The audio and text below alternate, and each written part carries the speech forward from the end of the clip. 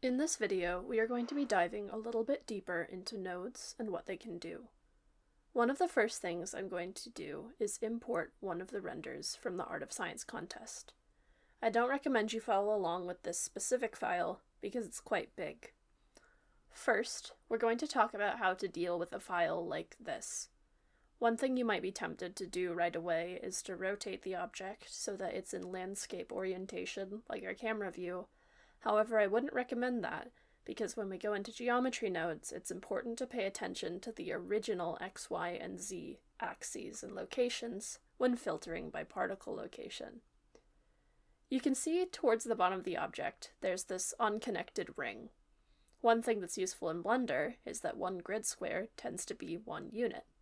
So you can see here, there's 8 grid squares before this patch of data that we want to get rid of. In order to cut this data out, I need to grab a compare node and a named attribute node. The named attribute will be a vector named position, and to get the individual locations out of that vector, we want to bring in a node called separate XYZ. So what I'm doing now is finding all of the z's that are less than -8, and pay attention to what gets cut off. Then, if we switch our less than to a greater than, we can invert the selection. It's a great idea to double check both sides of the inversion to make sure that you're not cutting off anything that actually you want to keep. But say that you don't want something as simple as filtering by a single coordinate. Another thing I've done before is filter by distance from a center point. I personally wouldn't use it on this specific simulation, but I just want to get you comfortable with the idea of manipulating these selection nodes and Boolean nodes to get what you want. If this doesn't immediately make sense to you, it's always of course possible to do these changes with something like Python or MATLAB before you import the data into Blender, but if the capability is available in Blender, why not use it? To start off, we're going to pull in a Boolean math node. This is where you can have all your ands and ors and XORs and everything. Basically all the useful logic you might need. You might remember from high school algebra that the equation of a circle is x minus the center x squared plus y minus the center y squared is equal to the radius squared. In this case, our center will be the z-axis, so we can just square x and y by themselves. You'll of course do this by taking the x and y coordinates to the power of 2. Next, we want to pull in another compare node and compare them to a certain radius squared. In this case, I'll find that 4 squared is equal to 16. Then, plug the output into the AND node, and we will get only the points within a 4-unit radius. One change that I did use in my Art of Science render was to slice the data in half down the center, like a cross-sectional view. To do this, we can use the same tactic we did to cut off the extra ring in the z direction. Simply use a comparison node to filter out all x positions greater than 0.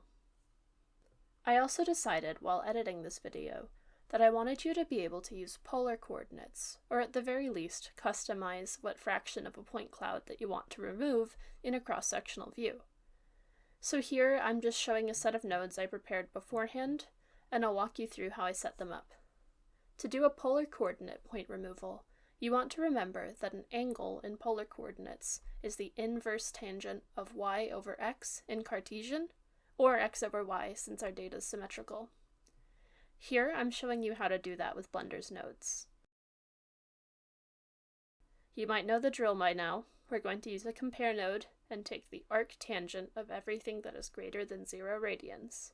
If you remember your algebra or geometry classes with the unit circle, you'll see here we have both of the quadrants where tangent has a positive value. Another problem that may have jumped out is the case that we are dividing by y equals 0. To avoid any problems with that, I've grabbed another compare node and another Boolean math AND so that we can filter out any such cases.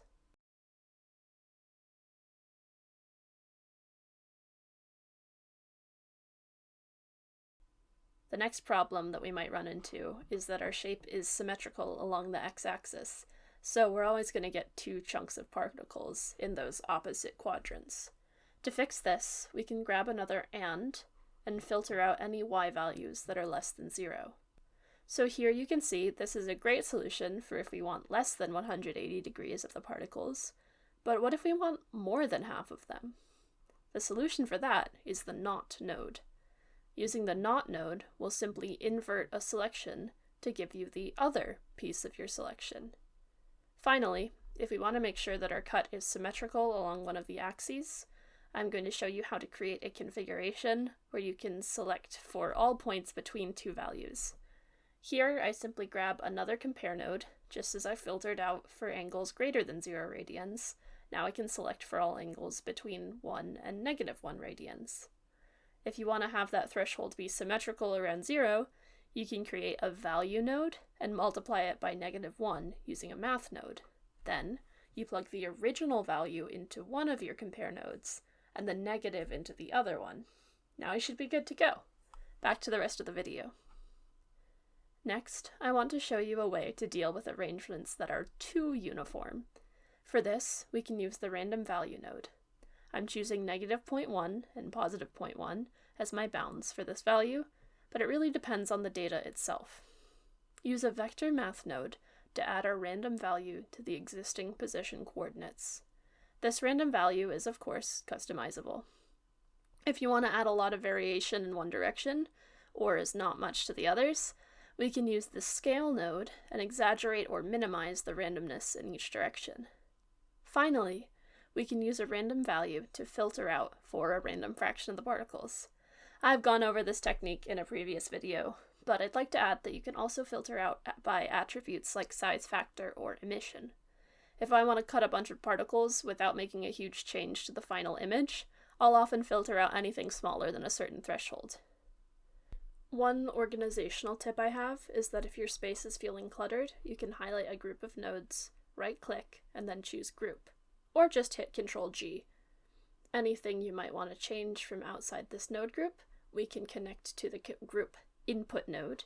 In this case, I chose the max socket from the random value, aka the reciprocal of the fraction of the nodes that we want to keep. Then if we go back to our original node group, we can see that everything has been condensed into a single node, and we can edit that max value at the bottom. After this, we would probably implement the changes we talked about in the other geometry nodes video and the materials video. The only other change I can think of is if we want to rotate all of the points using a vector math node. This is a great idea if you want to avoid having to write a rotation line into the rendering Python script. Just choose vector rotate from the vector math dropdown and set your center, axis, and angle accordingly.